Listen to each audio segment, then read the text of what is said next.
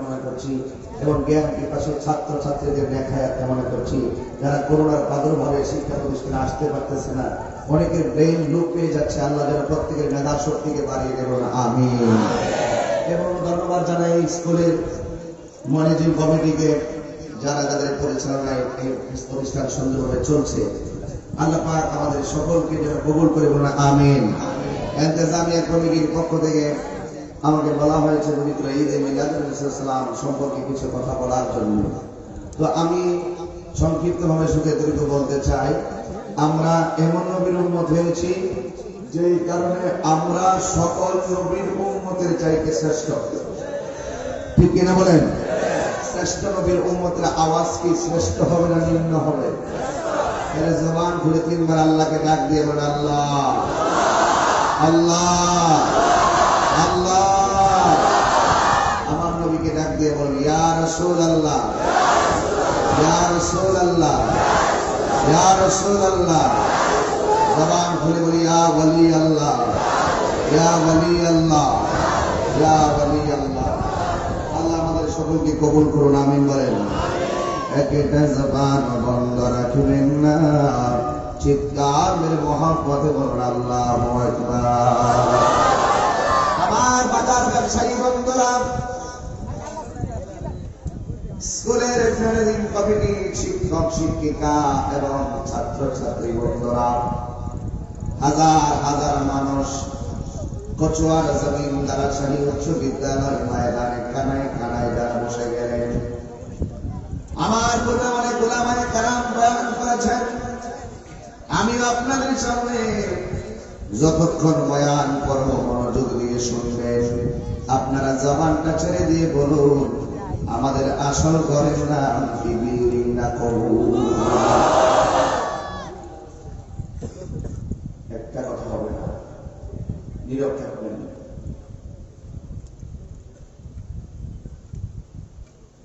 গত মার্চ মাসের 5 তারিখে আমার আব্বা দুনিয়া থেকে বিদায় হয়েছিল। 2020 সালের মার্চ মাসের 5 তারিখ বাবা বিদায় হয়েছে। 1 বছর 7 দিন হয়ে গেল। হাজার মানুষ চোখে পড়ে, কিন্তু বাবার মতো লাগে না।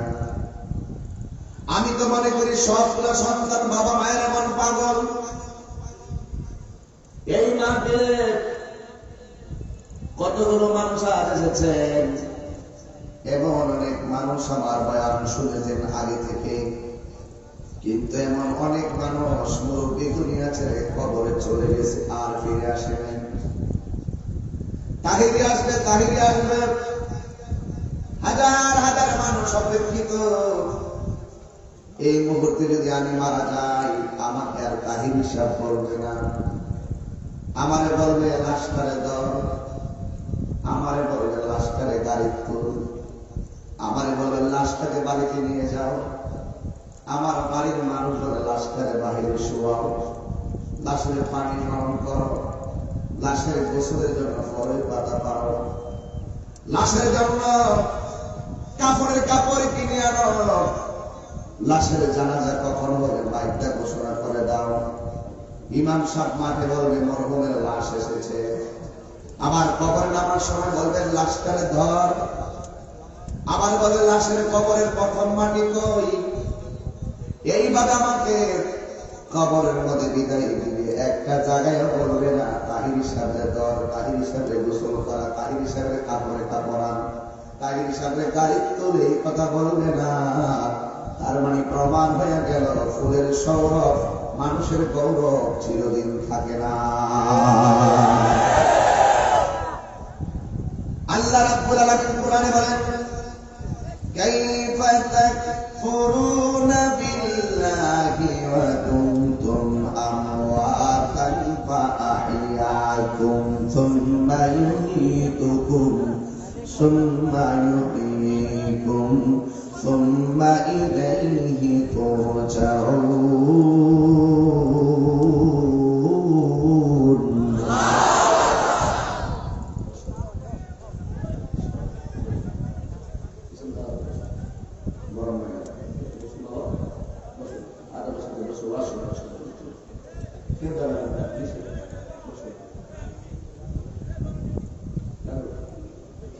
আমার ভাইয়েরা, বন্ধুরা, বসো। আচ্ছা 30 সেকেন্ড বসো। মৃত্যুর কথা চিন্তা করো, খবর আলোচনা চলছে, নবীর শান চলবে। বসো। যারা দাঁড়িয়েছেন আপনারা বসুন, বাবা কষ্ট নিলেন না, একদম ইজি ভাবে বসে পড়ুন, মহব্বত দিয়ে বসে পড়ুন। দাঁড়াতে থাকেন, আবার দাঁড়িয়েছ, মুরব্বী বাবাদেরকে বসতে সুযোগ দাও। বাজারের ব্যবসায়ী বন্ধুরা, আপনারা জায়গায় বসে থেকে কানটা কেঁদে দিয়ে রাখেন, বয়ান শুনেন। আমার বাবারা, বন্ধুরা, আল্লাহ রাব্বুল আলামিন বলেন, কাইফা তাকফুরুনা বিল্লাহ।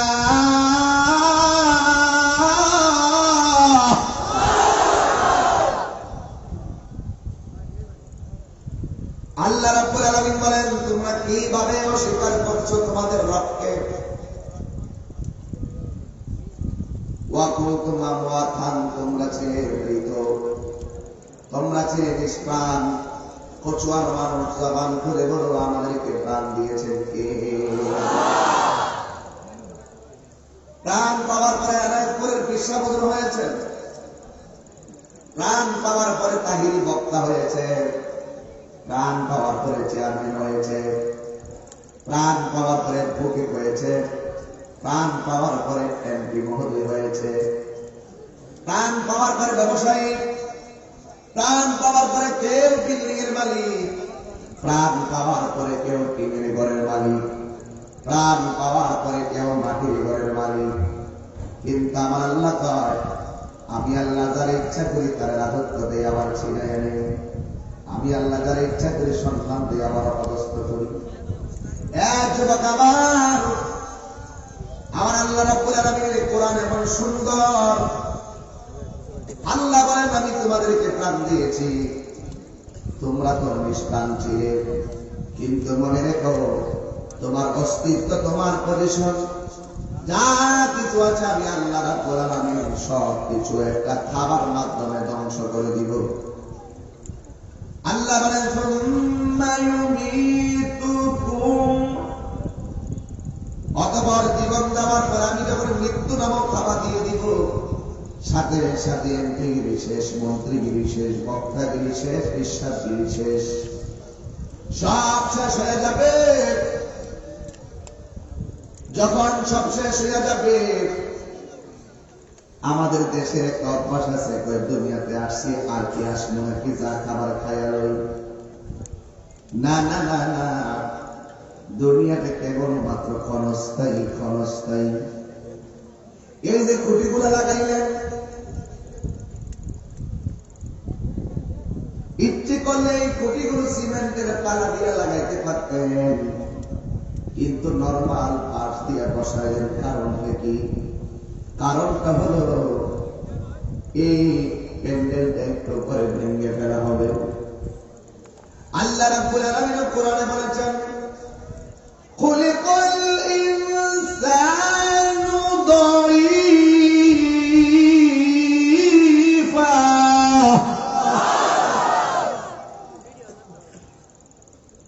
আল্লাহ রাব্বুল আলামিন বলেন, মানুষকে সৃষ্টি করা হয়েছে দুর্বল করে, মানুষকে সৃষ্টি করা হয়েছে দুর্বল করে, শক্ত করে আল্লাহ বানাই নাই। কেন জানেননি?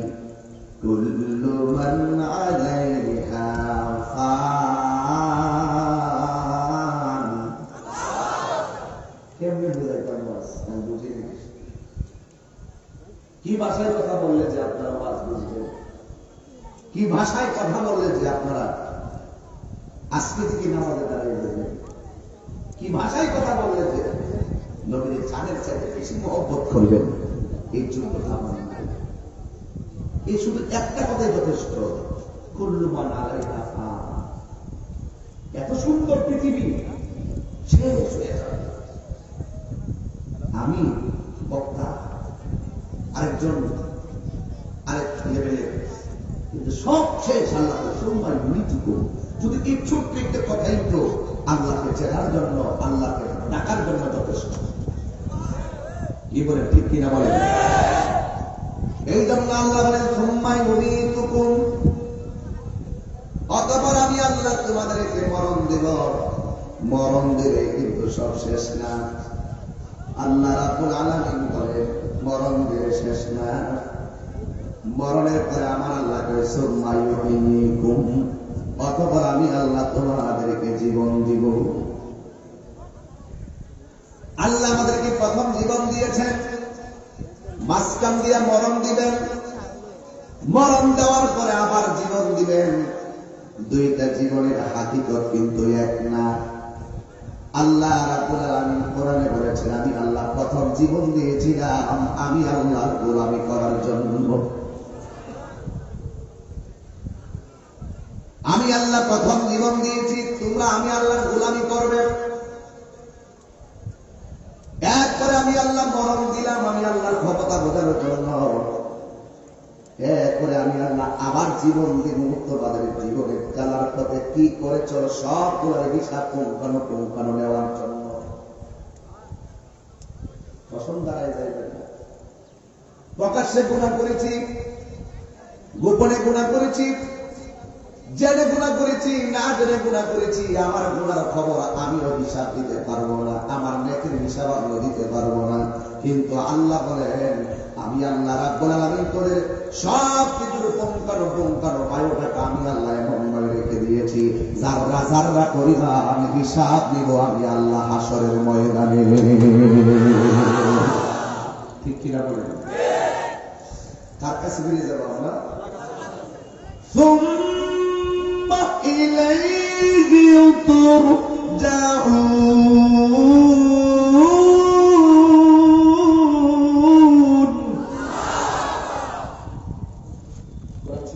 খারাপ লাগে?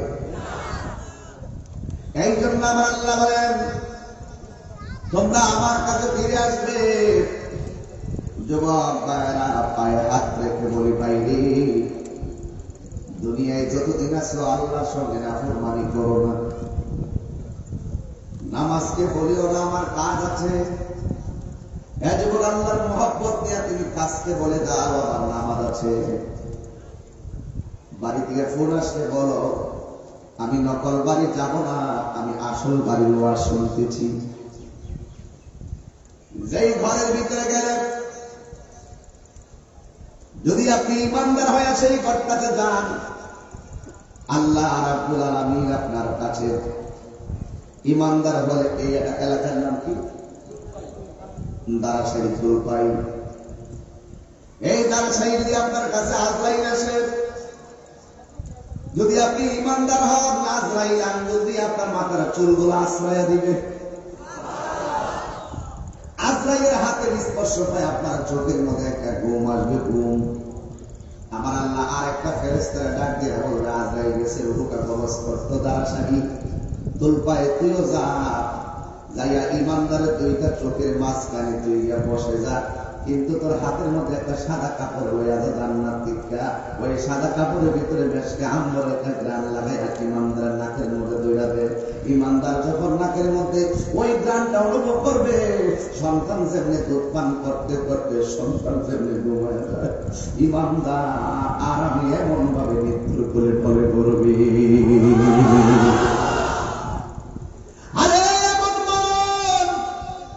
তাহিরের নসিব হইবনি গো এমন মরণ।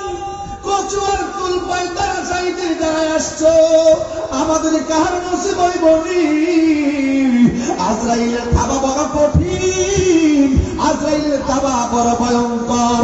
আমার নবী বলে ও পৃথিবীর মানুষ ইমানদারের কাছে আজরাইলে যখন যাইব ইমানদারের ঘরে দরজায় দাঁড়াইব, ইমানদারের আজরাইল একটা মহব্বতের সালাম দিয়া দিব।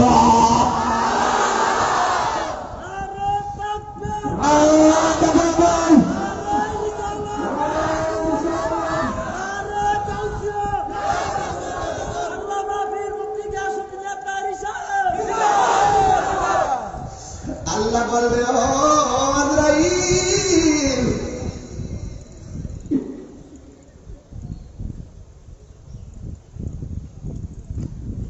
এত বয়ান কই হাজার হাজার মানুষ পাগল। গত রাত্রে 3টা প্রোগ্রাম করেছি, প্রতিদিন 4 মাসে প্রতিদিন 3টা প্রোগ্রাম করলাম। লাভ হইব কি? হাজার হাজার মানুষের সালাম আমার হবে কি যদি মরণকালে আমার নবীর দিদার না পাই? তোমার কোটি টাকা, তোমার তো সম্পদ, সম্পদের জায়গায় সম্পদ থাকবে, কিন্তু তুমি কবরে চলে যাবে। আমার নবী বলেন আজরাইল রূহটা নিয়ে যাবে, ইমানদার ঘুমিয়ে যাবে। ইমানদাররা যখন কবরে নামায়া দিব, ইমানদার তিনটা প্রশ্ন করলে জবাব দিবে, কিন্তু আমার আল্লাহ বলবেন ও ফেরেশতা আমার পাগল মাটির মধ্যে কেমনে শুইব? যা যা জান্নাত থেকে একটা বিছানা নিয়ে কবরে বিছাইয়া দেবে।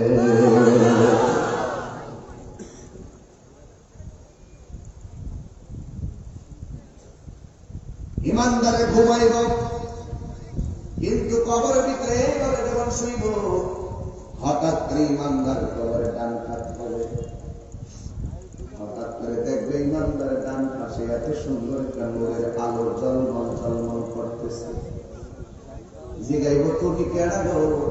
আমার কবরের ভিতরে তুমি আলো দিতেছ। কয় তুমি আমার ছিল না, আমি হইলাম তোমার দুনিয়ার সকল নেক আমল।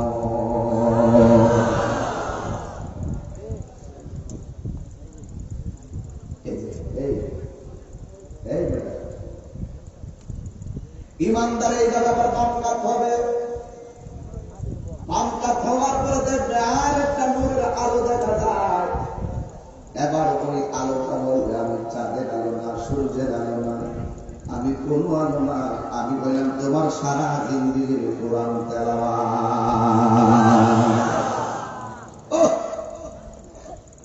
হাই রে, কেমনে বুঝাই ইমানের ইমান কেমন সম্পদ। ইমানদারের কাছে আজরাইল যখন কইব আমি তোমার রূহটা কবজ করতেছি, ইমানদার বলবে তাড়াতাড়ি রূহ কবজ করো। আর দুনিয়া সিজনুল মুমিনিন, এই দুনিয়াটা হলো মুমিনের জন্য জেলখানা। আমার আর দুনিয়া ভালো লাগে না গো, আমার রূহটা তাড়াতাড়ি কবজ করো। এবার ইমানদার ডাক দিয়ে বলবে আজরাইল আমার রূহটা তাড়াতাড়ি কবজ করো, আমি আমার মালিকের সঙ্গে দিদারের জন্য আমার মনটা পাগল পাগল হয়ে রয়েছে।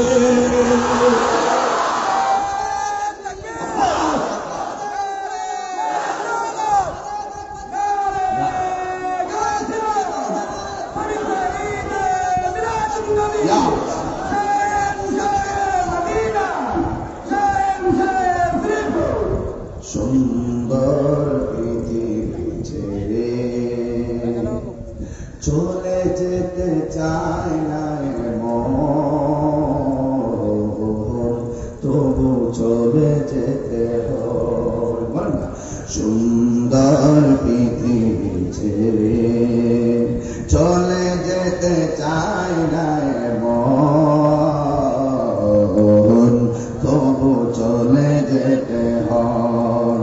সুখের দোছালা ছাউনি দিয়া যতন করিয়া ঘর বাড়িয়া সাজানো নয় ভুবন, বেঁচে থাকার আশায় তখনই চলে এলো ওপরের ডাক, তখনই চলে এলো ওপরের ডাক। হলো না পূরণ স্বপ্ন, তবু চলে যেতে হয়, তবু চলে যেতে হয়। সুন্দর পৃথিবী ছেড়ে চলে যেতে চায় না মন, তবু চলে যেতে হয়।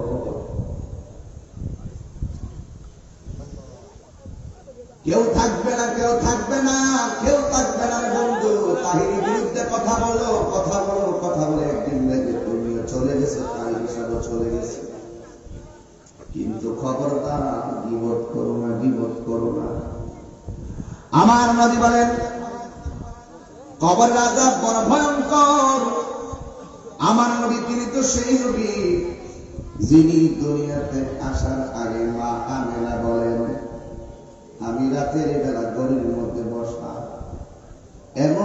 টেনশন লাগতেছে, আমার কাছে খুব খারাপ লাগতেছিল।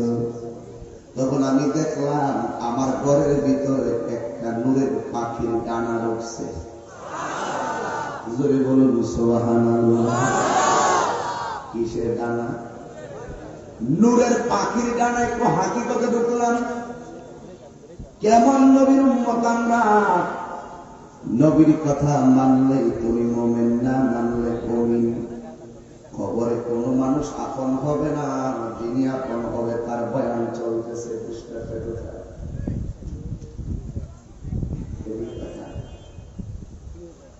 এই পুস্টার লেখা আছে মহাপবিত্র ঈদে মিলাদুন নবী। যুবক, আমি তোমার কথা একটা বলতে চাই, কবর এমন একটা জায়গা, যেই জায়গার ভিতরে দুনিয়ার কোনো বন্ধু আপন হবে না, দুনিয়ার কোন এমপি মন্ত্রী বক্তা বিশ্বাসের প্রশ্ন করা হবে না। ওই কবরের ভিতরে একটা প্রশ্ন হবে আমার নবী নিয়া। কথা বলেন ঠিক কিনা? আল্লাহ রাব্বুল আলামিন বন্ধু নবীকে দুনিয়ায় পাঠিয়েছেন। কেন পাঠিয়েছেন? আমার আল্লাহ বলেন, বন্ধু আপনি দুনিয়াতে গিয়ে মানুষদেরকে বলবেন তোমরা আল্লাহর ইবাদত করো। টেন্ডারবাজি করার জন্য আমাদেরকে আল্লাহ পাঠাই নাই, রাহাজানি করার জন্য দুনিয়ায় পাঠাই নাই। আমার আল্লাহ আমাদেরকে পাঠিয়েছেন একমাত্র আমার আল্লাহর গোলামি করার জন্য। কথা বলেন ঠিক কিনা? এই জন্য আমার যুবক ভাইয়েরা, অনুরোধ করে পায়ে ধরে বলি, আমার নবীর আম্মা হযরতে আমেনা রাদিয়াল্লাহু তাআলা আনহা তিনি বলেন, আমি রাতের বেলা ঘরে বসা, আমার কাছে বড় টেনশন লাগে। তখন আমি নবীর সংবাদ পেয়েছিলাম। হঠাৎ করে নূরের পাখি এসে আমার বডির মধ্যে স্পর্শ করল, সাথে সাথে আমার মনের জ্বালা দূর হয়ে গেল। আর জোরে বলেন সুবহানাল্লাহ। এরপরে মা আমেনা বলেন, আমি দেখেছি সেদিন রাতের বেলায় আমার নাভি মনের বাম দিকে একটা নূরের জ্যোতি বের হয়েছে। সুবহানাল্লাহ। আমি দেখলাম সত্য চাক একটা নূরের পুতুল অপনকারে নাকটারে জমিয়ে ঠেকাইয়া উম্মতি উম্মতি বলে কাঁদে। আল্লাহর সাক্ষী দেয়, নিজের সাক্ষী নিজে দেয়।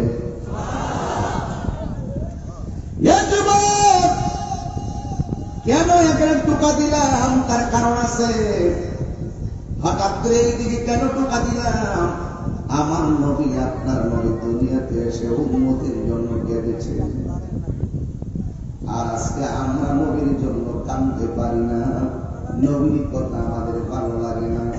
আরে নবী তো এমন নবী যিনি এই রজবের চাঁদে আল্লাহর সত্রটা সুন্দর সুন্দর জায়গা দেখে দেখে চোখের পানি ফেলে কান্না করেছিলেন। আল্লাহ জিজ্ঞেস করছে, ও বন্ধু আপনি কাঁদেন কেন? আমার নবী, আপনার নবী বলছেন, আল্লাহ গো, আমারে তুমি এত সুন্দর জায়গা দেখাইতেছো, কিন্তু আমার গুনাহগার উম্মত তো এত সুন্দর জায়গা দেখে নাই। আরে আমার নবী, আমার নবী যিনি সুখে থাকলে উম্মত বলে না, পাথরের আঘাত খাইয়া রক্ত চড়াইলে উম্মত বলে না। ঠিক কিনা বলে? আমার নবী এমন নবী যিনি এমন সুন্দর জায়গা দেখেছেন, পৃথিবীর কোন নবী কান্নাই সুন্দর জায়গা দেখায় নাই মেরাজে নিয়া। কিন্তু নবী যখন কান্দে, আমার আল্লাহ বলেছে, বন্ধু কান্দেন না, আপনার উম্মতের বলে দিবেন যারা 5 ওয়াক্ত নামাজ নিয়মিত আদায় করবে, আমি আল্লাহ রাব্বুল আলামিন তাদেরকে ওই 17টা জায়গা ঘুরাইয়া ঘুরাইয়া দেখাইয়া দেখাইয়া তাদের ডান হাতে জান্নাতের টিকিট দিয়ে দিব। আর হাত তুলে কথা সুবহানাল্লাহ বলা। আল্লাহু আকবার। ইয়া রাসূলুল্লাহ। বাবারা আমার, এ বন্ধু আমার, নবী খুশি, আমার আল্লাহ খুশি, উম্মত সুখী, আমার নবী সুখী। এই জন্য আমার আপুরে 5 ওয়াক্ত নামাজের মধ্যে 17 রাকাত ফরজ আছে না নাই? ফজরের নামাজে 2 রাকাত, যোহরের 4 রাকাত, আসরের 4 রাকাত, মাগরিবের 3 রাকাত, এশারের 4 রাকাত, মোট 17 রাকাত ফরজ। আমার নবী আল্লাহ 17টা জায়গায় ঘুরাইয়া দেখাই, আমার আল্লাহকে বন্ধু এই 17 রাকাত ফরজ চার জিম্মাদার দিতে থাকবে। আমি আল্লাহ তাকে ওই 17টা জায়গা দেখাইয়া তাদের ডান হাতে জান্নাতের টিকিট দিয়ে দিব। নবী আমার খুশি, উম্মত সুখী হলেই নবী সুখী। ওই নবী একমাত্র তোমার বিপদের কান্ডারি, কথা বলেন ঠিক কিনা? ওই নবী তোমার বিপদের কালে আল্লাহর দরবারে দাঁড়াইবো, আল্লাহ এটা আমার উম্মত, রাব্বি হাবলি ইয়া উম্মতি, আমার উম্মতকে দিয়ে দাও। এই জন্য যুবক ভাইরা আমার, ওই নবী যিনি যার উপরে আল্লাহ দীর্ঘ 23 বছরে কোরআন নাযিল করেছেন, আল্লাহ রাব্বুল আলামিন কোরআনে বলেছেন, মা আতাকুমুর রাসূলু ফাখুযুহু ওয়া মা নাহাকুম আনহু ফান্তাহু।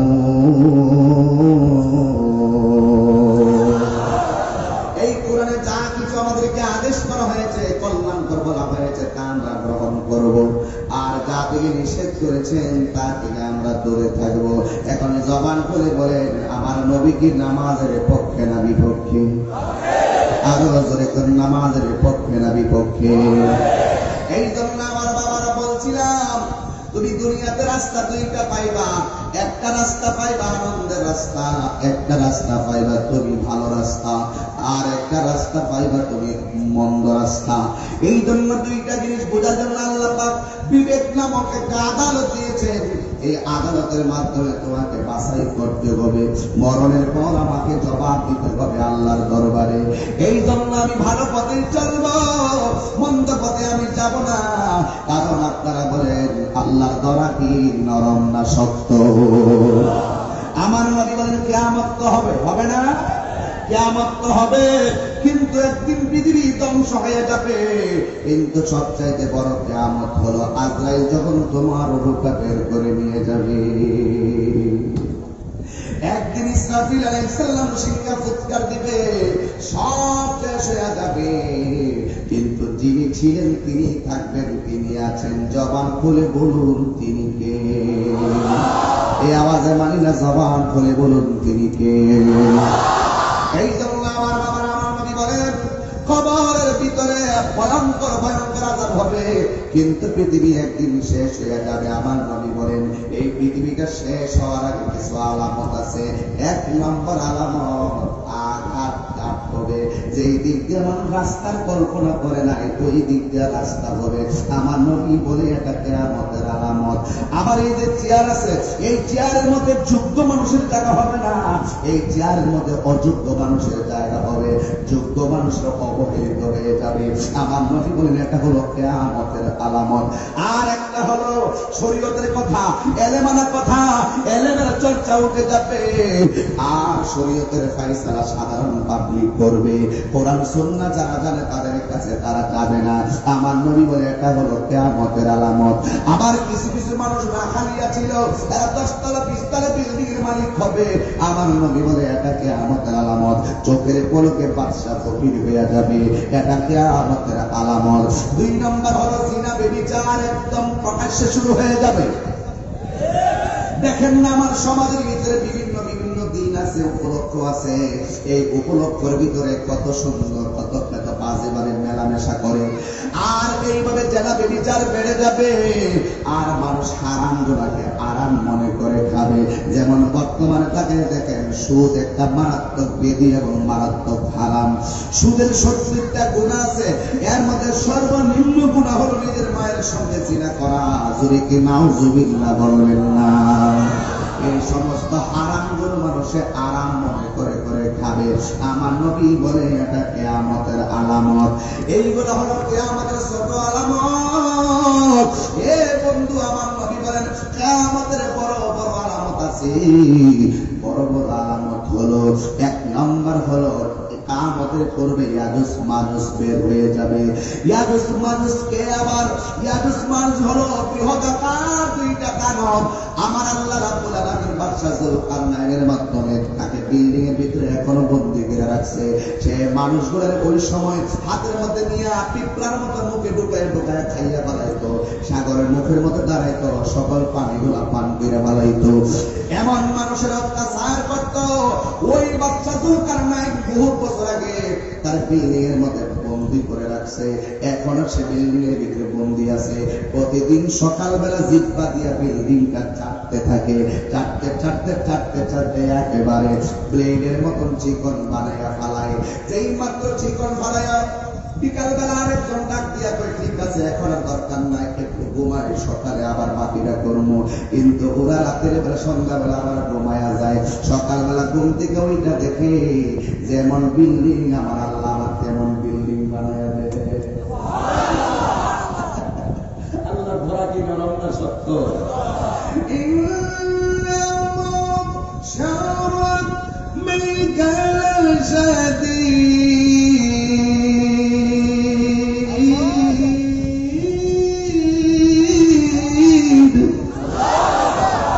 যেমন বিল্ডিং তেমন বিল্ডিং বানায় দেখে একেবারে এমন যাদের কানগুলো আসমান থেকে জমিনে পড়ে এমন বড় বড় মানুষগুলোর বিল্ডিং এর ভিতরে ভর্তি বানায় রাখছে কেডাই? আমার নবী বলেন কিয়ামতের পর আলামতের মধ্যে যখন তারা বের হবে তখন মনে করবা কিয়ামত সন্নিকটে চলে এসেছে। এই ইয়াজুজ মানুষ বের হবে। আমার নবীকে এটা বড় বড় আলামতের মধ্যে একটা আলামত। 2 নম্বর হলো দাজ্জাল বের হবে। জবান খুলে বলেন কে বের হবে? দাজ্জাল বের হবে। দাজ্জাল বের হয়ে বলবে আমার আল্লাহ মান, জোরে কি নাউজুবিল্লাহ করবেন না? এটা বড় ইমানি কথা বলতেছি ভাই। দাজ্জাল এসে বলবে আমার আল্লাহ মানো, কিন্তু আমার নবী কয় দাজ্জালের ফিতনা হলো সবচাইতে বড় ফিতনা। দাজ্জাল বলবে আমার আল্লাহ মানো, কিন্তু বেঈমানরা তাকে আল্লাহ মাইন্না ফেলাইব। কারণ দাজ্জালের ডান হাতে থাকবে জান্নাত আর বাম হাতে থাকবে জাহান্নাম। আপনারা বলেন এটা কি আসল জান্নাত না নকল জান্নাত? আসল জান্নাতের মালিক কে? সাউন্ডটা একটু তুলে দাও। আসল জান্নাতের মালিক কে? এবার বিয়াদতরা বেঈমান যারা ঈমান যারা থাকবে না ওরা তাকে আল্লাহ মেনে ফেলবে। কেন জানেন? দাজ্জাল বলবে আমার আল্লাহ না মানলে আমি তোদেরকে মেরে ফেলবো। এই মরণের ভয়ে তারা তাকে আল্লাহ মেনে ফেলবে। জোরে জোরে কি নাউজুবিল্লাহ বলবেন না? এবার ঈমানদার যারা তারা আল্লাহ মানবে না। ঈমানদার বলবে তুমি আমরা আল্লাহ না, কারণ তোমার কপালের মধ্যে 3টা আরবি লেখা দেখা যায়। একটা হলো কাফ, আর একটা হলো ফা, আর একটা হলো র। তুমি কখনো আমরা আল্লাহ না। আল্লাহকে দেখা যায় না, ধরা যায় না, ছোঁয়া যায় না। আল্লাহ ওয়াদা করেছে পাপ পুণ্যের হিসাবের পরে আমাদেরকে জান্নাত দিবে। ওই দিন দাজ্জালের মোকাবেলা টাকার জোরে হবে না। ওই দিন দাজ্জালের মোকাবেলা সম্পদের জোরে হবে না গো। আমার নবী বলে সেই দিন বড় কঠিন। এই দিনের কথাই আমার নবী বলেছেন এমন একটা সময় আসবে জ্বলন্ত আঙ্গা হাতে রাখলে যেমন কষ্ট হয়, ঈমান রাখতে তার চাইতে আরো বেশি কষ্ট হয়। ওই সময় পাপ মানুষগুলো একমাত্র ঈমানের কারণে দাজ্জালের মোকাবেলা করতে পারবে। এবার আমার নবী বলেন দাজ্জালকে যারা আল্লাহ মেরে ফেলবে তাদেরকে দাজ্জাল বাগানে ঢুকাইয়া দিবে, আর যারা আল্লাহ মানবে না এদেরকে আগুনের মধ্যে ফেলে দিবে। তখন ঈমানদার ডাক দিয়ে কয় নবী গো, ও যদি আমাদেরকে আগুনে ফালাইয়া দেয় আমাদের শরীরে তো অনেক ব্যথা লাগবে, কষ্ট লাগবে। আমার নবী বলে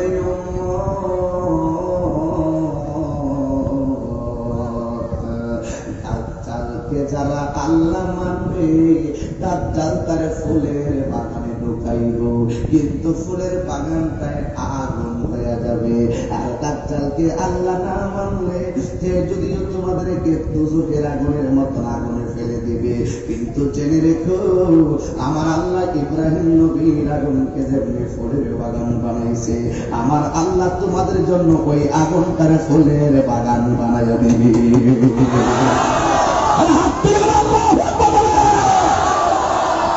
ইমানদারের দাম আছে না নাই? আরো যারা বলা আছে না নাই? এইগুলো হলো কিয়ামতের বড় বড় আলামত। আর একটা কিয়ামতের আলামত আল্লাহ বলেন, দুনিয়ার জমিনে যত পাহাড় গুলো আছে, অনেকে বলেন হুজুর আল্লাহ এত বড় বড় পাহাড় বানাইছে কেন? আরে বাবা, আপনাদের বাড়িতে টিনের ঘর আছে না নাই? টিনের ঘরের ভিতরে কি লাগাই গেলেন?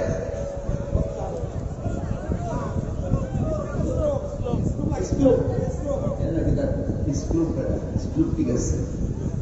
আর একটা গোল একটা দেয়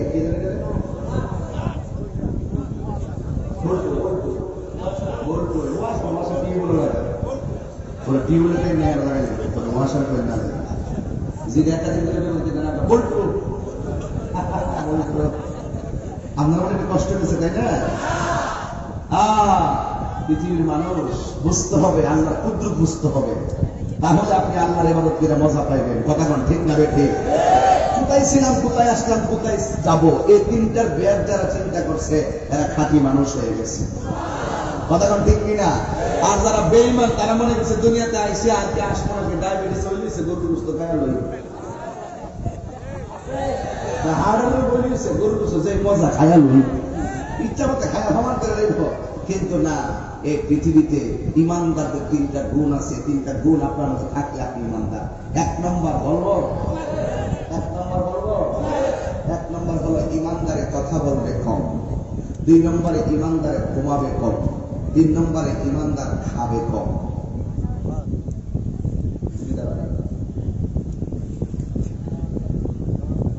ইমানদারের তিনটা গুণ বলো।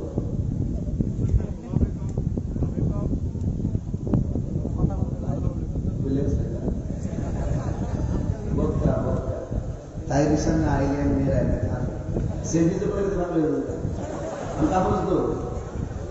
গাড়ি যাইতেছি, আমার চলন্ত গাড়ি, আমি কিন্তু আর আধা ঘন্টা আগে করতাম, আমার তো আমার একটু শখ করে গেছে, মোটরসাইকেল দেয় আস্তে আস্তে বাপি করে একটা আছে না। আমিও গাড়িতে বের দোয়া করতেছি আল্লাহ অ্যাক্সিডেন্ট থেকে বাঁচাই রাখে। আমি কন্যাকে লেগে আমাকে অনেক কষ্ট হচ্ছে, রোদ্রের মধ্যে অপেক্ষা করছি। যাই হোক, একটা দৌড়ে একটা হুজুর হুজুর বলে দেবো, একটা সেলফি গাড়ি চলতেছে, তুই সেলফি চলতেছে কি ঠিক আছে? এরপর দিছি তো কিনা আমাদের শুরু চেষ্টা চাইব, আবার সেলফিও তুলবো, আবার যাওয়ার সময় বহাবুলিও করবো, ফেসবুকের মধ্যে গালাগালিও করবো। এগুলো আমি দেখি না, আমি এগুলা দেখি না। কি লেগে জানেন? এগুলা দেখার টাইম নেই। ঠিক নিয়ম জোরে কন, ঠিক কিনা কন? লোকের নিন্দা আমার কিচ্ছু আসে যায় না। আমি আমার ভালোবাসার মানুষ নিয়ে দিনে রেখে ব্যস্ত। ওরা পিছন দিকে গেল গেল বড় লাভ আছে। পাহাড় গুলা রাঙ্গামাটি গেছিলাম, মাহফিলে আহারে কত মানুষ দেখলাম। রাঙ্গামাটি যাওয়ার পরে এরা 20টা না 22টা প্রজেক্টর লাগাইছিল জায়গা বানিয়ে। তো আমি যখন রাঙ্গামাটি গেছি, যাওয়ার সময় দেখেন পাহাড় আছে না, এই পাহাড় গুলোর দিকে আমার মনটা খুব কাঁদছিল যে এতগুলো পাহাড় না কেন বানিয়ে, যেখানে মানুষ বাস করে না, যেখানে মানুষ বাস করে না, যেখানে মানুষ চাষ করে না, সেই পাহাড় দিয়ে আল্লাহ কি করলো? ওই কোরআনের আয়াতটা মনে গেছে, আল্লাহ পাক এই পাহাড় গুলোরে দুনিয়ার জমিনে যেন পেরেক বানিয়েছে, এই দুনিয়াটা যেন নড়াচড়া না করে। সুবহানাল্লাহ 3 দিন পর আমি গেলেন আরো জোরে কম সুবহানাল্লাহ জোরে বলেন। কি আসে না আসে না আসে না? তো ঘরের টিনের করে সালাম ফেরেক কামারে কি বাতাসের সাথে সাল ধরে নাও হইতে পারে। আর ফেরেকটা ফেলে গেলে, স্কুলটা ফেলে গেলে বাতাসের সাল পুরো ফেলাইব। ঠিক আল্লাহ পাকের কোরআন বলেন, একদিন কিয়ামতের বড় আলামতের মধ্যে একটা আলামত হলো এই পাহাড়গুলো আকাশে উড়ে যাবে। যখন উড়ে যাবে তখন পৃথিবীতে এইভাবে টলমল শুরু করবে। আল্লাহ আকবার বলেন। ইযা সুলসিলাতিল আরদু সিলসালাহা ওয়া আখরাজাতিল আরদু আসকালাহা কামাকামি শুরু হবে। ওই পাহাড়গুলো ছিল প্যারেক সিস্টেম। এই পাহাড়গুলো যখন উড়ে যাবে তখন দুনিয়ার জমিনটা টলমল শুরু করে। আল্লাহ বলেন ওয়াতাকুনুল জিবালু কালহিল মানফুস।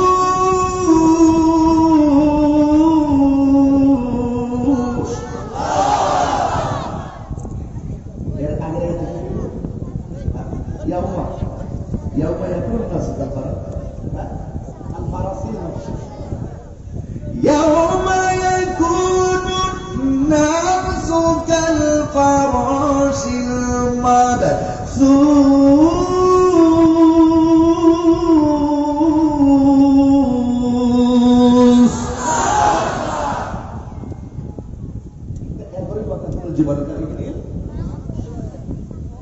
যখন পাহাড়গুলা আকাশের মধ্যে উড়ে যাবে, তুলার মতো উড়বে, তুমি মনে করে না মানুষটা এক জায়গায় দাঁড়ায় থাকবা, মানুষগুলা পর্যন্ত কীট পতঙ্গের মতন চিপটা চিপটা উড়ে গিয়া পড়বে। বাংলাদেশের বহুত সন্তান লন্ডন গিয়া পড়বে, লন্ডনের বহুত মানুষ আমেরিকা যায় পড়বে, কিন্তু এমন ভাবে মানুষগুলা বিক্ষিপ্ত অবস্থায় কীট পতঙ্গের মতন উড়তে থাকবে। চিৎকার মেরে কি আল্লাহু আকবার বলবেন না?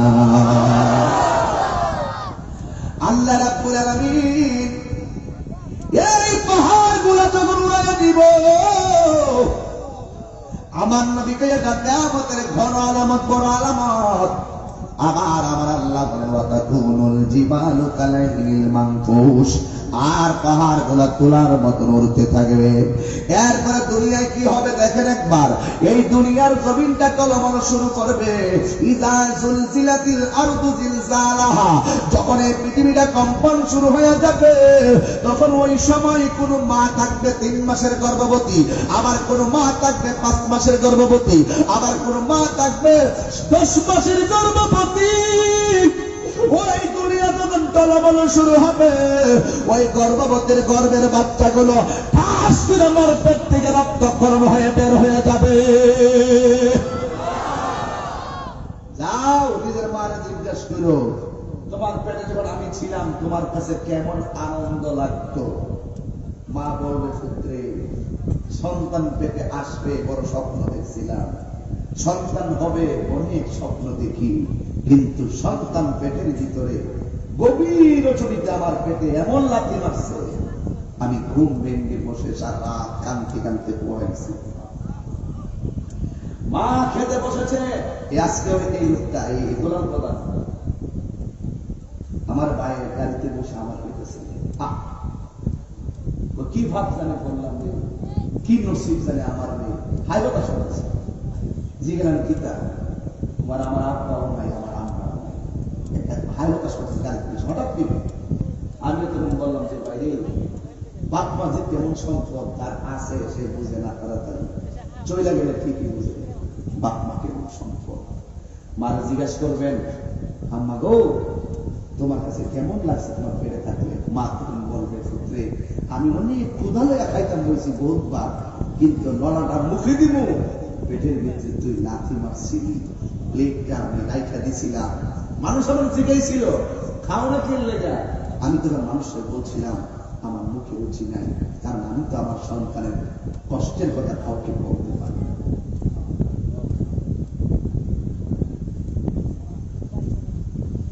আসলে কি জানেন, আমি জায়গাটা খুব দুর্বল, আমার ওই সাজাদার করেছে একটু এদিকে কাজ দিয়ে, আসলে আমি ওয়াজগুলো করি না, যখন 12-1টা বাজে তখন আমি আমার মনের বিলাপ করি ওয়াজের মানুষকে নিয়ে। আমি এই কথাগুলো বললাম আমাদের যুবক, ওয়াজ তো বহুত শুনবা, কিন্তু একটা কথা বইলা দেই, মাঝখানে করে মন থাকতো না, জীবনে কোনোদিন এই 2টা মানুষের চোখের ফেলে ফেলায় কাঁদতে না। একটা হলো মা, আর একটা হলো বাবা। আমি যখন গেছিলাম ইয়াতে, আমি যখন হেলিকপ্টারে উঠি, আমি মনে মনে ভাবতেছি যে আব্বা জানে কোথায় আছে। আমি আব্বার সাথে দেখা করে এলাম না, হুট করে উপরে ওঠার পর দিকে বাবা নিচে দাঁড়ায় আমার হাত ধরে গেছে। আমি তখনও বুঝি নাই বাবার এই ইশারাটা জীবনের শেষ ইশারা।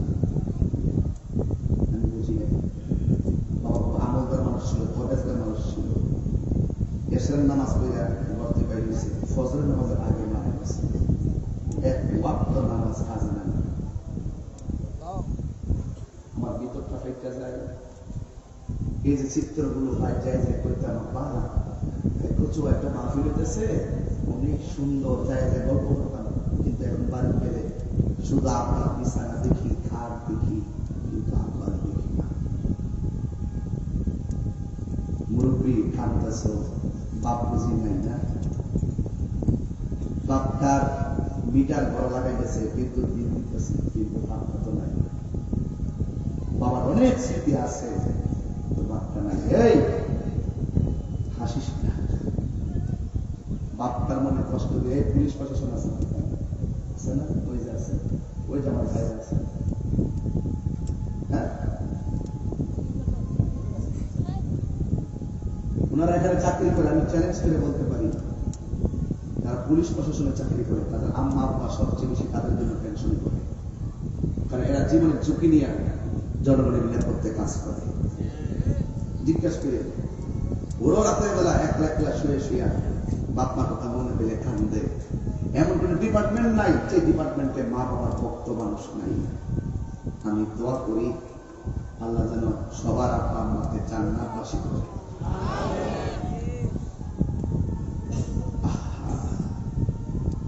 কি একটা মুহূর্তে বসছি জানেন হুজুর, দোয়া কবুলের তিনটা টাইমের মধ্যে একটা টাইম হলো আসল, এমন একটা টাইম মাহফিলে পৌঁছে গেছে, এখন নীরব থাকো, কিয়ামতের কোন সময়। আল্লাহু আকবার। আরে মারে জিজ্ঞাসা করিস আমি ভূমিষ্ঠ হওয়ার সময় তোমার কেমন লাগছে, তো মা তো বলতে পারবে না, দাই মারে জিজ্ঞাসা, দাই মারে, দাইমা বলবে তোর মা কয়েকবার বেহুশ হয়ে গেছে, আর বারবার বলছে আল্লাহ সন্তান পেটে নিয়ে ভূমিষ্ঠের সময় যদি এত কষ্ট জানতাম সন্তান পেটের মধ্যে নিতাম না। ভূমিষ্ঠ হওয়ার পরে মা সন্তানটারে কোলে নেওয়ার সাথে সাথে তার হাজার ব্যথা ভুলে যায়, ঠিক কিনা বলেন?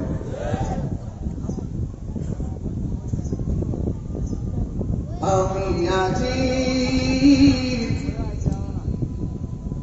বড় একা হয়ে অশ্রুসিত চোখে, আমার নিজের হাতের লেখা, বাবা যাওয়ার পরে আমি অনেকগুলো লেখা এমনিতে চলে আসে। আমি আজি বড় একা হয়ে অশ্রুসিত চোখে, বাবা চলে গেছে বলে, বাবা চলে গেছে বলে, যেতে নাই দিব হায় তবু যেতে দিতে হয়, তবুও চলে যায় বিধাতার রীতি।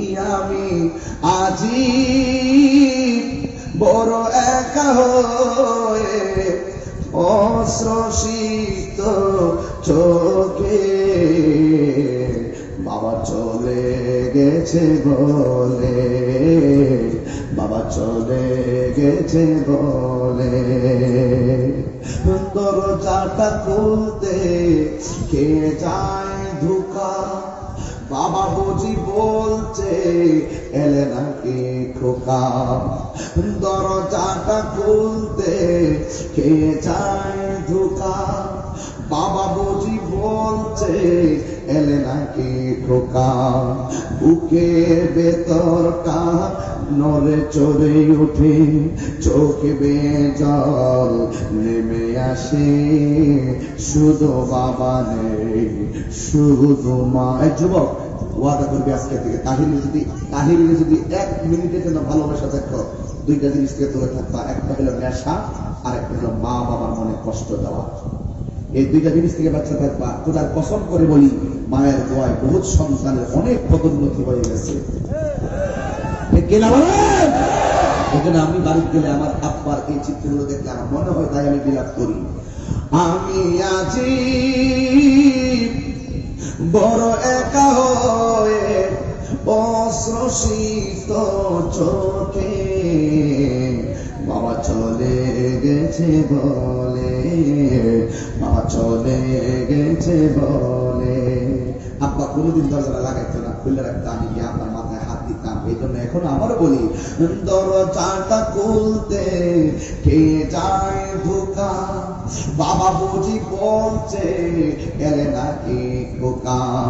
বুকের ভেতরটা নড়ে চড়ে ওঠে, চোখ বেয়ে জল নেমে আসে, শুধু মানে শুধু বাবা নেই, শুধু মানে শুধু মানে।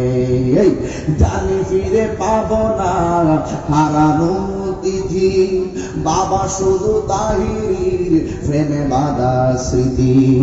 জানি ফিরে পাবো না হারানো তিথি, বাবা শুধু তাহির প্রেমে বাঁধা স্মৃতি।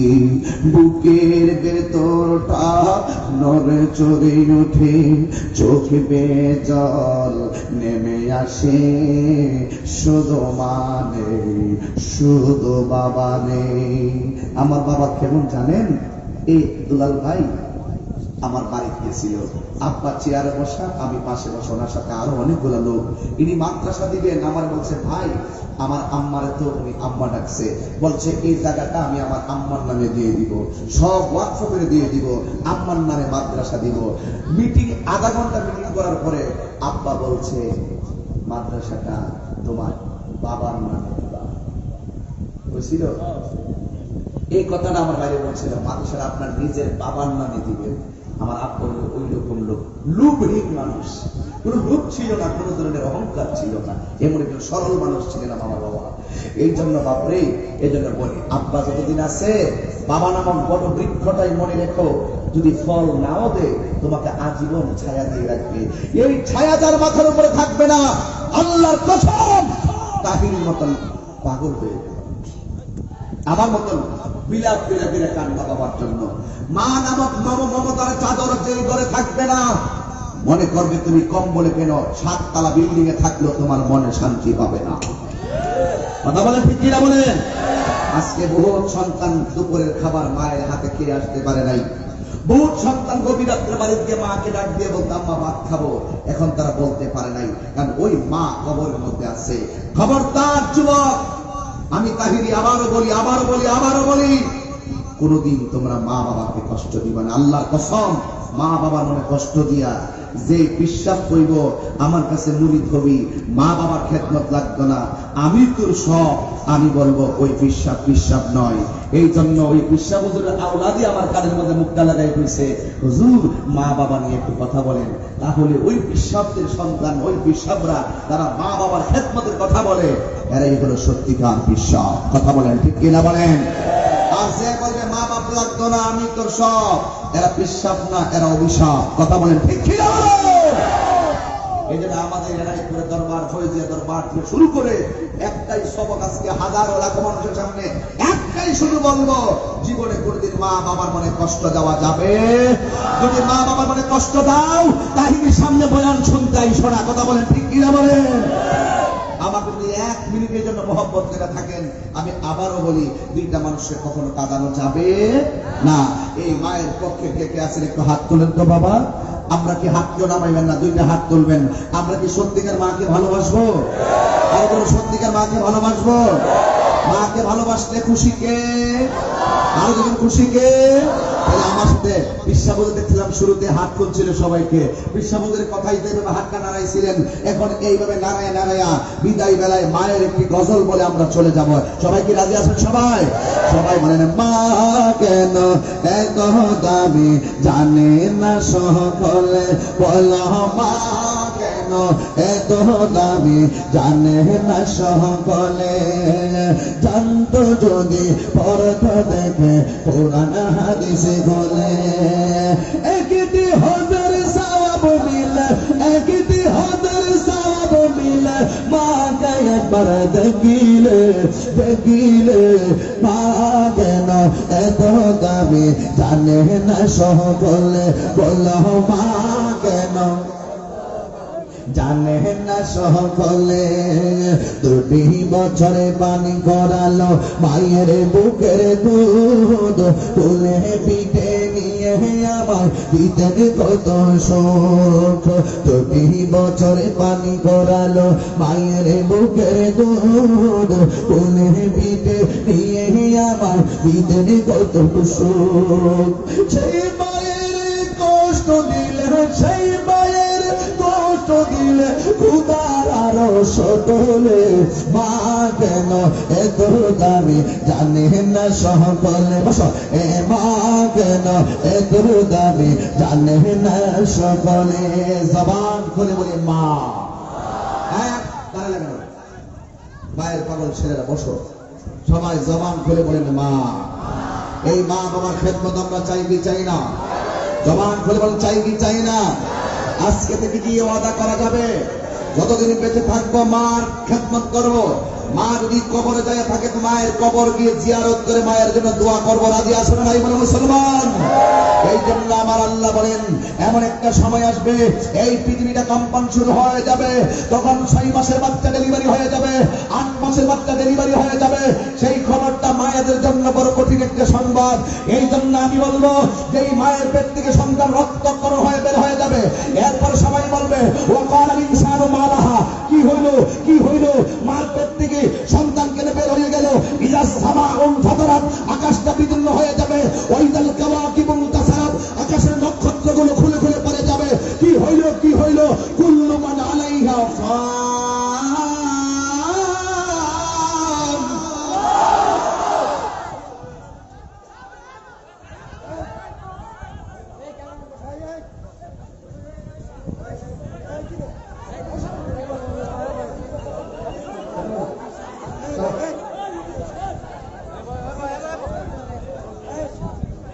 كل من عليها فان ويبقى وجه ربك ذو الجلال والإكرام।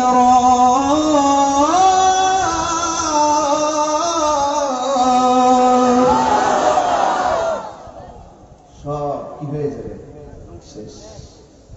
যিনি ছিলেন তিনি আছেন, তিনি থাকবেন। জবান খুলে বলুন তিনি কে? থাকতে পারবেন দুনিয়া চিরদিন? তাইলে অহংকার চলবে, তাকাব্বুরি চলবে, মারামারি চলবে, কাটাকাটি চলবে, জঙ্গিবাদী চলবে, সন্ত্রাসী চলবে, উস্কানি চলবে, গুজবে কান দেওয়া চলবে। এগুলো সব বাদ দেন। যুবক, তোমাকে আবারও বলছি, জবানটা খুলে খুলে ওয়াদা করবে আজকে আমার সামনে, বাবা, ইয়াবা, ফেন্সি, গাঁজা, এই নেশা কি চলবে না বন্ধ হবে? জবানটা ছেড়ে বলো চলবে না বন্ধ হবে? আমি শুধু বলবো না, শুধু আপনারা বলবেন বন্ধ। আমি সব জায়গায় এই ওয়াদাটা নেই। বলুন বাবা বন্ধ, জোরে বলতে হবে বাবা। ইয়াবা, ফেন্সি, গাঞ্জা, হিরোইন, সুদ, ঘুষ, চুরি, ডাকাতি, মারামারি, ওজনে কম, মা বাবাকে কষ্ট। আমাকে খুশি করতে বলছেন?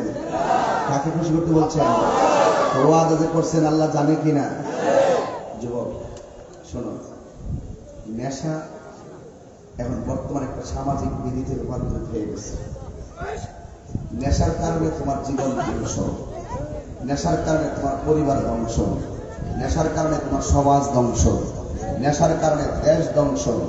সবচেয়ে বড় কথা হলো নেশার কারণে তোমার ঈমান ধ্বংস। কথা কোন ঠিক কিনা বলেন? তাহলে আমরা নেশা করব, নেশা করব। বহু সন্তানের মনে পাওয়া যায় নেশার কারণে বাপ মারে পর্যন্ত আঘাত করছে। কোলাঙ্গার সন্তান, কোলাঙ্গার সন্তান। আমরা নেশা করব। এবার এখন বলবেন শুধু চলবে, 5:45 বেজে গেছে। জবান খুলে বলবেন চলবে। পারবেন তো বলতে?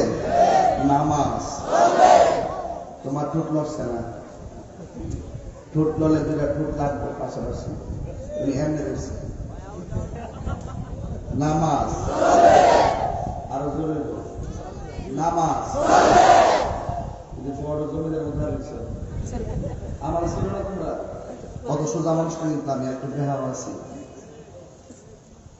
ওয়াদা করলে করার মতো করতেই হবে, মুনাফিকের ওয়াদা দরকার নাই।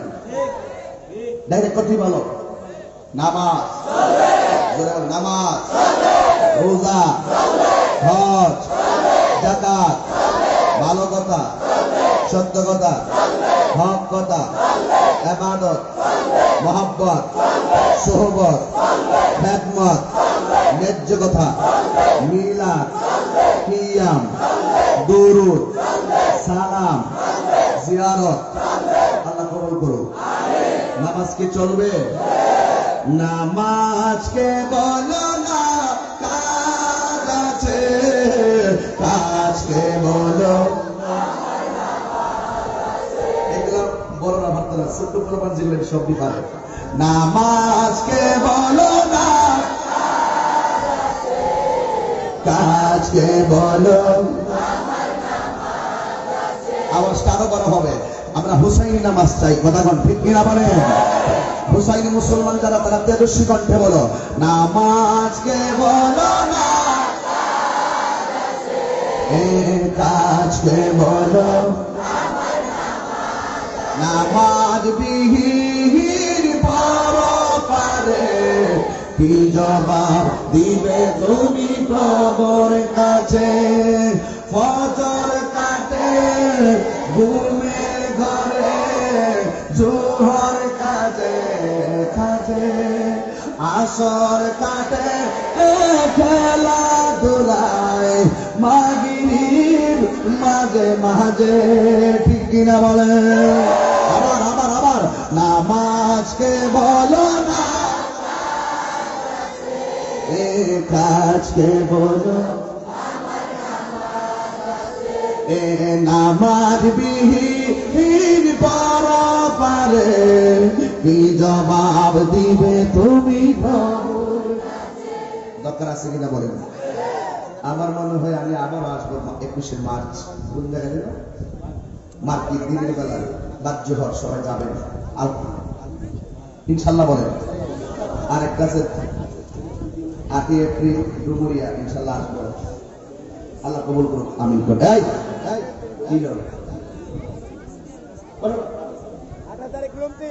18 তারিখ দিনের বেলা লুন্তি, হ্যাঁ লুন্তি মাহফিলে সবাই যাবেন ইনশাল্লাহ। লুন্তি যাওয়ার দরকার আছে, ঠিক কিনা কোন?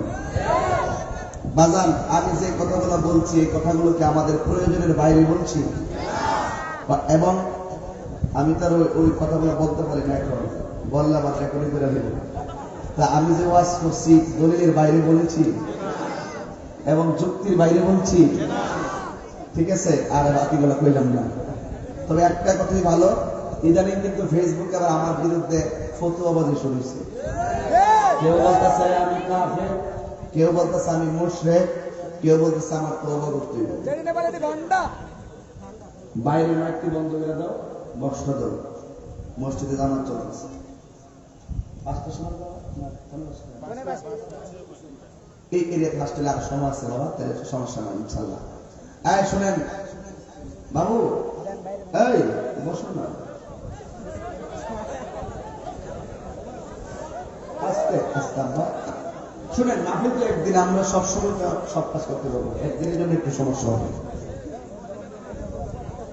আমি আমারে ফতোয়া দিচ্ছে, একটা গজল গাইবে লেগে গান দিচ্ছে,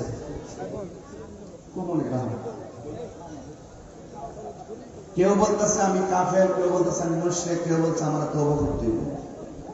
দেশের মধ্যে একটা হুলস্থুলি লাগিয়ে দিচ্ছে। কেন বলছে জানেন? পাইছেন আপনারা?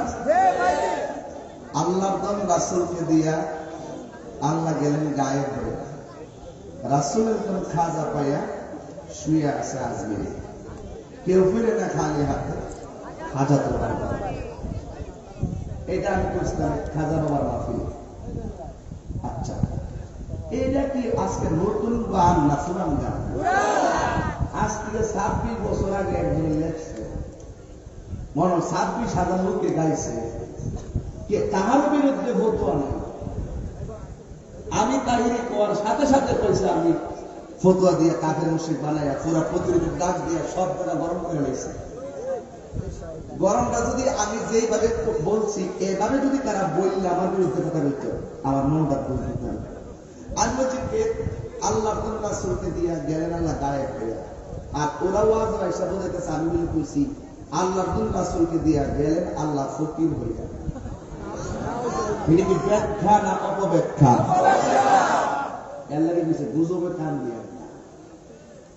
আমি যেই বেড়া মানুষের সাথে লেজ দিয়ে কান চুলকাই না, আমি কিন্তু খুব নরম মানুষ না, খুব নরম মানুষ না, আমার একটা তেরা বেড়া আছে। আমি আপনাকে সম্মান করি তাই বলে এটা আমার দুর্বলতা না, আপনাকে সম্মান করি এটা আমার আদর্শ। আর আমার আদর্শের জায়গাটা যদি আপনি প্রশ্নবিদ্ধ করেন, দুর্বলতা মনে করে, তাহলে আমি আপনাকে কিছু বলতে পারি, তবে এটা ভেঙে দেব না বললে সমস্যা।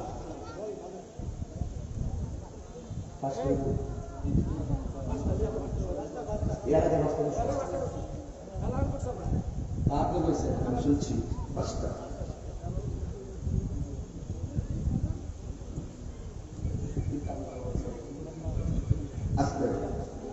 আচ্ছা আমি কি আল্লাহ কাছে ফকির হইয়া বলছি? কথা বল না, আল্লাহ কাছে ফকির হইয়া বলছি? আবার আরেক ওয়াজ বলতেছি কই কাছে আল্লাহ রাসূলকে দিয়ে আমি বলছি আল্লাহ কাছে খালি হইয়া। এরপরে আল্লাহর যে জন আছেন সব নবীর দলেছে, নবীর যা আছেন সব হাজার দলেছে, যা চাইবার হাজার দলে চাও। আমি কি এই কথা কইছি? এটা কি ব্যাখ্যা না অপব্যাখ্যা? এই অপব্যাখ্যাকারীরা সমাজের ভয়ঙ্কর শত্রু। আমি বলছি আল্লাহর দল রাসূলকে দিয়া, এটাকে আমি লিখছি না কবি লিখছে? কবি কোন ধ্যান নিয়ে কবিতা লিখছে এটা কবির ব্যাপার, আমি এটা আবার কোন ধ্যানে আমি গাইছি এটা আমার ব্যাপার। কৌমিরা আমার বিরুদ্ধে এটা নিয়ে বলছে, আমার কোন দুঃখ নাই, কারণ কৌমিদেরকে আমরা অনেক সময় অনেক আকিদার কারণে আমরাও কাফের বলি, এরাও আবার অনেক সময় আমরা কাফের বলি। কিন্তু আমরা 1450 বছর ধরে হুমতে আপনারা ছিল স্বাভাবিক হয়ে গেছে, কিডনি বুড়ো হয়ে গেছে। তো এটা কোনো ব্যাপার না, আবার সুযোগ মতো ভাইলে আমরা আবার কৌমির লোকে আলোচনা সাপেক্ষে মিললে যেতাম পারি। দেখছেন না ফ্রান্সে যখন নবীর বিরুদ্ধে ব্যঙ্গ সৃষ্টি করছে, এরাও মানে মানছে, আমরা দল নিয়ে মানে মানছি, এটা ব্যাপার না। কিন্তু সবচেয়ে বড় ব্যাপার হইল আমাদের কিছু লোক আমরা সঙ্গে চললে, আমরা সাথে মহব্বত দেখাইয়া আমরা বিরুদ্ধে, আমার বিরুদ্ধে বিশেষ করে মুখেও তো বলার দরকার ছিল যে তাহির সাহেব আপনি এটা দিয়ে কি বুঝাইছেন, ব্যাখ্যা দেন। আমার ব্যাখ্যা দেওয়ার পরে যদি আমার মুক্তিটা কোন কুফুরি বের হইতো, তাহলে আমার কাফের ফতোয়া দিত। তারা আমারও জিজ্ঞাসা না, ডাইরেক্ট ব্যাখ্যাও করলো না, না কইরা ডাইরেক্ট কাফের ফতোয়া দিয়া, মুশরিক ফতোয়া দিয়া, হাফ ডিগ্রি সেন্টিমেন্টাল এমন ভাবে দিয়ে দিছে যেন মনে হয় আমি বলছি আল্লাহ দল যা আছে সব নবীরে দাঁড়াইছে, নবীর যা আছে সব খাজারে দাঁড়াইছে, এবং যা চাইবার খাজার কাছে চাও। পাবলিকরে এই একটা দামটা লাগাইছে। তো দামদাবাজদের দামটা লাগায় একদিন, ইমানদারের জবাব থাকে প্রতিদিন। কবি এখানে স্বীকার করছে আল্লাহর ধন, সব ধনের মালিককে সেই ধন থেকে আর কিছু ধন হোক আর বেশি ধন হোক, যতটুকু হোক, এলেম হোক আর খাজিনা হোক, আমার নবীকে আল্লাহ দান করছে। কবি কয়ে গেছে যে আল্লাহ নবীকে দিছে, কম হোক উদ্দুর হোক আল্লাহ দিছে, নবী পাইছে, এটা আল্লাহ রাসূলের ব্যাপার। রাসূলের তো খাজা পাইয়া, যেহেতু খাজা বাবার মাহফিলের জন্য খাজার নাম আমি উল্লেখ করছি, কিন্তু পৃথিবীর সকল মকবুল বান্দা সব আল্লাহর ওলিরা এটার অন্তর্ভুক্ত। নবী কইছে ইন্নামা আনা কাসিম ওয়াল্লাহু ইউতি, আল্লাহ আমারে দেয়, আমি নবী বন্টন করি। এটা খাজিনা হোক আর এলেম হোক, আল্লাহর মাহবুব বান্দারা কিয়ামত পর্যন্ত পাইতেই থাকবে।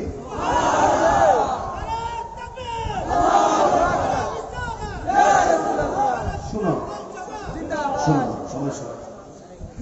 এরপরে অনেকে বলে আল্লাহ রাসূলকে দিয়ে আল্লাহ কাছে খালি হয়ে, আমি কি এই কথা বলছি? আমি যে বলছি নবীকে দিছে। আচ্ছা বলেন, ইন্না আতাইনাকাল কাউসার, হাউজে কাউসার নবীর আল্লাহ দান করছে, এর লাগে কি আল্লাহ খালি হয়ে গেছেন না? আল্লাহ জনসম্পদ যদি নবীরে দেয়, এর লাগে কি আল্লাহ ফকির হয়ে যাবো না? তো এইরকম ধ্যান ধারণা নিয়ে যারা কথা বলে আর এইভাবে যারা অপপ্রচার করছে, তাদেরকে তওবা করতে হবে। একজন মানুষের বিরুদ্ধে অপবাদ দেওয়া, ভুল ব্যাখ্যা অপব্যাখ্যা করে সমাজের নিরীহ সরল প্রাণ মুসলমানদের ভিতরে দ্বন্দ্ব লাগানো, এটা আদৌ উচিত না। এই জন্য বাবার আমার রসুল বলছেন অতীত বিমা ফাঁকি হয় খাজাইনি আর আল্লাহ আমার কাছে আসমান এবং জমিনের ধনভাণ্ডারের চাবি দিয়েছেন। তো নবী বলছে আল্লাহ দিয়েছেন, তো বুখারী শরীফের হাদিস আপনি অমান্য করেন কোন দলিলে? এই জন্য বলবো আপনারা এই সমস্ত গুজবে কান দিবেন না। আমরা এই সমস্ত কথাগুলো আস্তে আস্তে পাবলিকে বোঝানোর চেষ্টা করছি। কিছু লোক আছে অপেক্ষা করার পরে, কিন্তু প্রতিহিংসা ভালো না। আসেন গাড়ি নবীর সালাম দিয়া নবী।